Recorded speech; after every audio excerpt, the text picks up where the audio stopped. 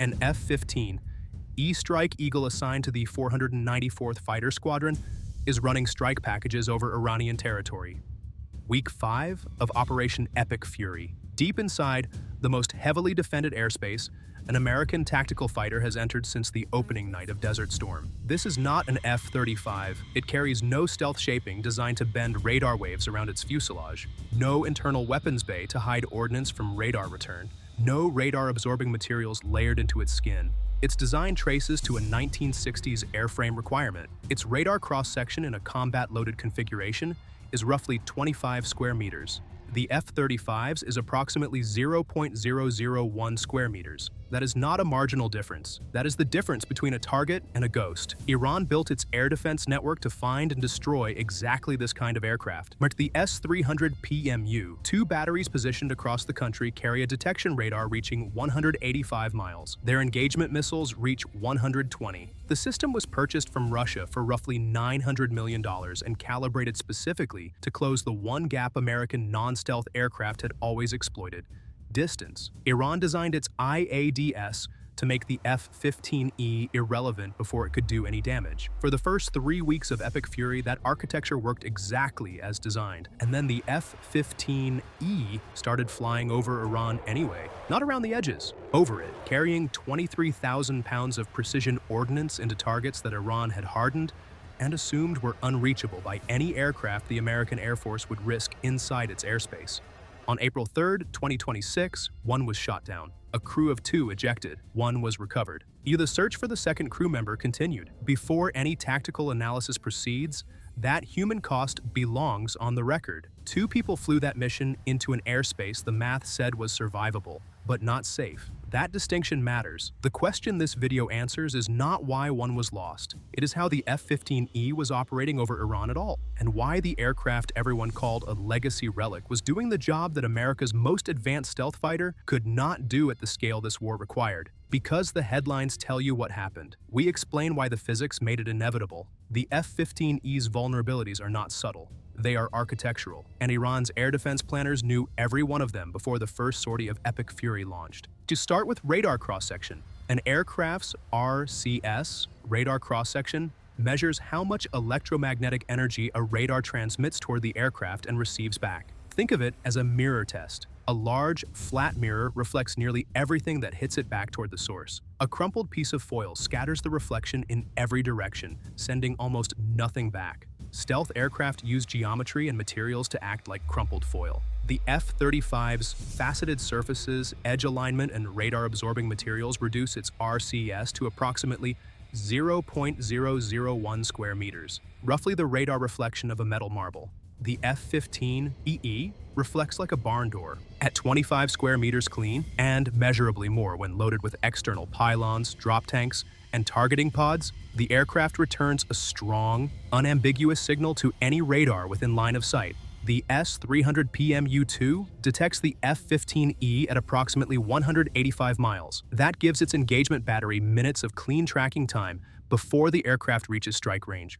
In surface-to-air missile engagements, minutes is an eternity. The second vulnerability is the absence of an internal weapons bay. The F-35 carries its primary weapons inside flush-closing doors that preserve its stealth profile until the moment of release. Closed, those doors maintain the 0.001 square meter RCS that defines the aircraft's survival logic. The F-15E has no internal bay, a platform capable of delivering high volumes of precision ordnance onto hardened targets across Iran. Day after day, sortie after sortie for 5 weeks straight. Not one decisive strike. Sustained high-tempo destruction across a target list that exceeded 13,000 by week 5. 3 separate platforms look like the obvious answer. Each one fails the equation at a different point. The F-35A is the aircraft that made the entire campaign possible. Its RCS of 0.001 square meters allowed it to enter Iranian airspace in week 1 when the S-300 PMU-2 batteries were still active and tracking. It suppressed radar sites. It eliminated command nodes.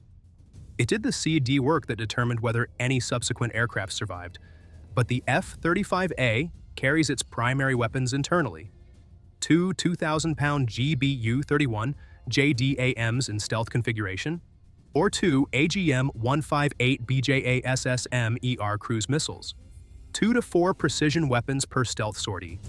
Against 13,000 targets, the throughput math does not close. The F-35 is the key that unlocks the door. It is not the force that clears the room behind it. The B-2 Spirit carries 40,000 pounds of ordnance behind a radar cross-section, measured in fractions of a square meter. It can operate in any threat environment on day 1, week 1, and without waiting for SEAD to create conditions. But the United States Air Force operates 19 B-2 airframes. 19 aircraft, each requiring approximately 119 maintenance hours per flight hour, cannot sustain the sortie rate a 13,000 target campaign demands. The B-2 strikes what nothing else can reach. It cannot generate the volume this target list required. The Tomahawk cruise missile eliminates the aircraft risk entirely. Launched from ships and submarines in the Arabian Sea, Tomahawks flew over 400 sorties in the first 72 hours of epic fury. Cost per missile, approximately $2 million.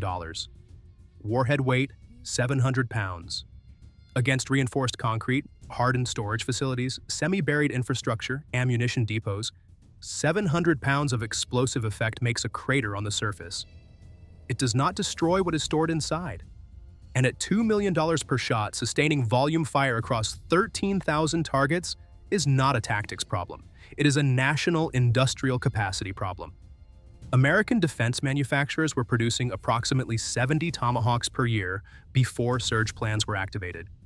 This campaign consumed in 3 days what peacetime production needed years to replace.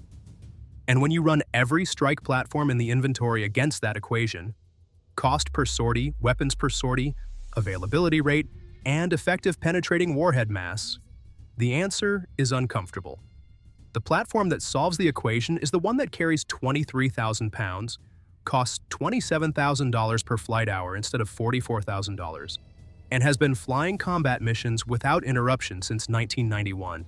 Mine the aircraft that defense journalists spent a decade calling a legacy relic waiting for retirement.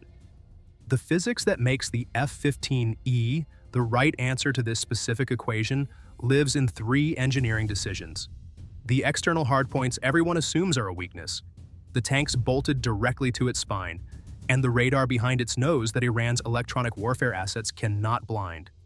Begin with payload capacity. The F-15E Strike Eagle's maximum weapons load of 23,000 pounds is distributed across 11 hardpoints.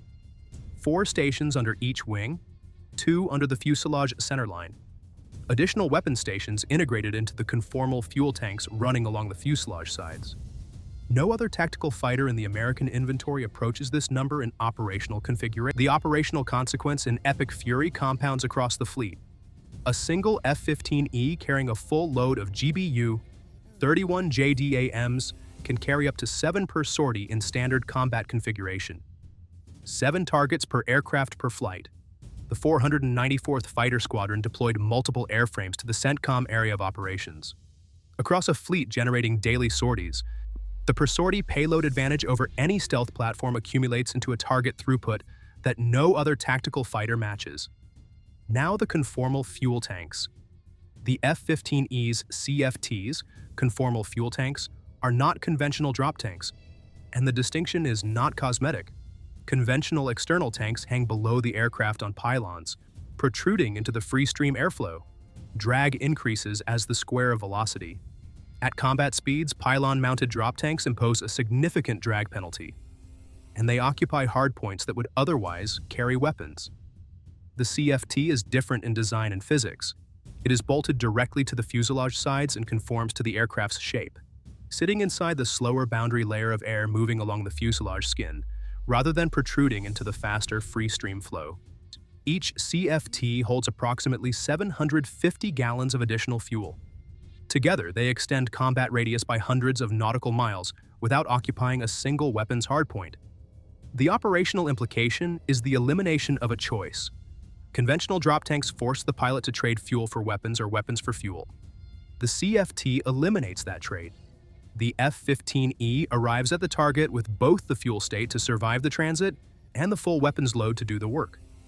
In a campaign where the 494th was operating from RAF Lakenheath in England and forward CENTCOM bases, That range payload simultaneity is not a convenience. It is the reason the mission is executable. Third, the APG-82V1 AESA radar.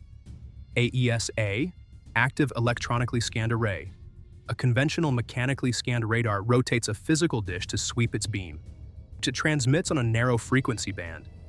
Any electronic warfare system that identifies the transmission frequency can jam it, flood the receiver with noise until the radar loses its picture.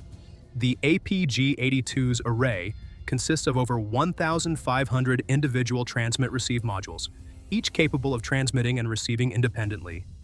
The system shifts its operating frequency thousands of times per second across a wide band. This is called frequency agility. Jamming a frequency-agile AESA is not like jamming a conventional radar. It is like trying to block a conversation where the participants switch languages every millisecond. The jamming system must identify the current frequency, generate noise on that exact frequency, and transmit it, all before the radar shifts again. At the hopping rates the APG-82 achieves, that cycle cannot complete in time. The radar maintains its picture through the noise. In Epic Fury, this mattered in two specific ways. When the F-15E flew SEAD escort missions with AGM-88 HARM anti-radiation missiles, hunting Iranian radar emitters, its ability to precisely locate and track a radar that knew it was being hunted determined whether the HARM found its target or missed. A radar operator who suspects incoming anti-radiation missiles will shut down or shift frequency to break the lock. Against a frequency-agile sensor, that tactic buys seconds, not survival. The second implication is targeting in a degraded electronic environment. Iranian electronic warfare assets attempted to complicate the picture for non-stealth aircraft. The APG-82 continued building targeting solutions regardless. To precision against a defended target in a jamming environment requires a sensor that cannot be blinded. Iran does not currently operate anything capable of blinding the APG-82. The airspace said no. February 28, 2026. Operation Epic Fury begins. F-35s and Tomahawk cruise missiles strike S-300 radar sites and command nodes across Iran in the first 72 hours. Over 1,700 surface targets hit. But an integrated air defense system does not collapse in a single night. Mobile SAM launchers move. Distributed radar nodes survive. The network is damaged. It is not destroyed. The F-15E's role in Week 1 and Week 2 is defined by a line, the outer edge of Iran's functional engagement envelope, 120 miles, the reach of the S-300 PMU-2's 48N6 missiles. The F-15E does not cross that line. It flies SEAD escort with the F-35s, each providing targeting support and AGM-88 HARM shots against any radar that goes active. And it launches AGM-158 BJASSM-ER cruise missiles from outside the threat envelope, each with a published range exceeding 500 nautical miles, each carrying a 1,000-pound warhead, each navigating its own path to a GPS coordinate deep inside Iran. The F-15E in Weeks 1 and 2 is a missile truck. It carries 23,000 pounds to the boundary of the kill zone, fires across it, and turns for home before Iran's surviving batteries can develop a firing solution on an aircraft that never crossed the line. The airspace changed its mind. 5 weeks of sustained SEAD and DET operations. Suppression first, then destruction, by F-35s, B-2s, and B-1Bs, degraded more than 80% of Iran's integrated air defense network. The S-300 PMU-2 batteries that defined the F-15E's outer boundary in Week 1 were, by Week 4, either destroyed or silent. The airspace transitioned from contested to suppressed. The F-15E did not change. Same aircraft, same bases, same crews. What changed was the equation surrounding it.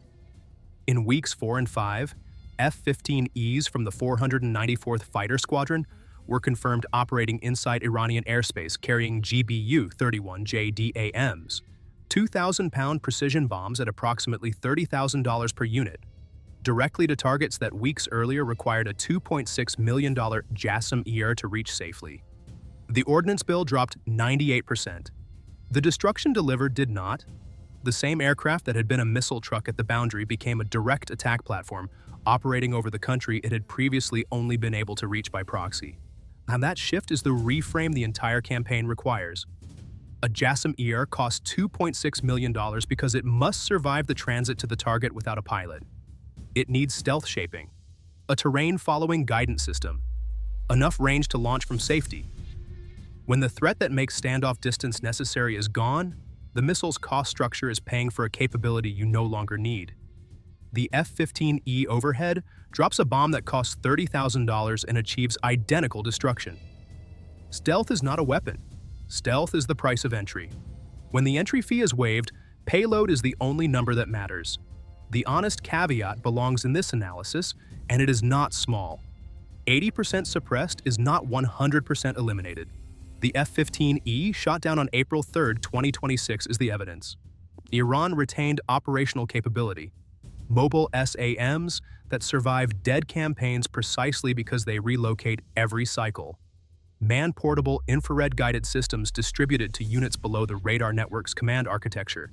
Surviving elements of a layered defense that had not yet been located and destroyed. One aircraft lost over Iran, and one crew member still unaccounted for, is not an asterisk. It is confirmation that the F-15E was operating in a threat environment that had been reduced, not erased. The 494th Strike Eagles in Week 5 were not flying without support. Electronic warfare coverage from EA-18, G Growlers, situational awareness from E-2D Hawkeyes, and dedicated fighter escort remained part of every package. Yet the conditions that allowed the F-15E to operate over Iran were manufactured by 5 weeks of work, performed by assets the F-15E could not replace. Its expanded role in Week 5 depended entirely on that prior investment. The aircraft did not win this airspace. It inherited it. 13,000 targets. 80% of Iran's air defense network destroyed. Ballistic missile launch rates down 90%. Those numbers did not come from one platform. They came from a sequence: stealth first to break the door, then payload to clear the room at scale.